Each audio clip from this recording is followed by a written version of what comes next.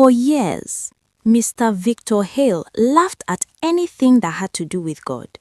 Not the quiet kind of laugh, but the loud, mocking kind. The kind that made people uncomfortable. The kind that silenced rooms. Victor believed in one thing only: himself. He was young, wealthy, influential, and feared. A self-made businessman whose rise from nothing made him feel untouchable.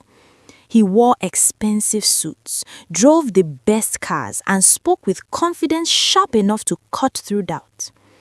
Prayer is for the weak, he often said. Religion is a crutch for people who failed at life. And people listened because Victor was successful. In interviews, he mocked pastors. At dinners, he dismissed believers as ignorant. Online, his words spread like fire, poisoning thousands with pride disguised as intelligence. When someone once asked him, "What if God is real?" Victor laughed so hard he spilled his drink. "If God exists," he said, "he should thank me for proving humans don't need him." That night, applause filled the room, but heaven was silent. Success continued until it didn't. One morning, Victor woke up with a sharp pain in his chest. He ignored it, blaming stress. A few days later, his left hand began to shake. Then came the dizziness, the sleepless nights, the unexplained weakness. Doctors ran tests. The results came back like a hammer to the soul.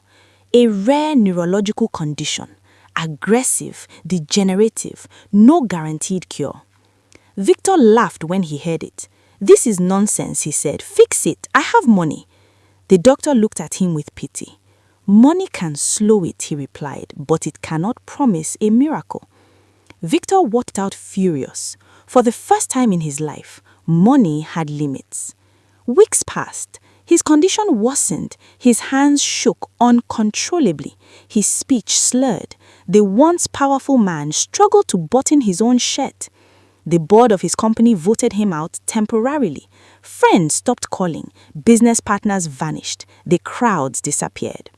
At night, alone in his massive mansion, silence became his loudest enemy.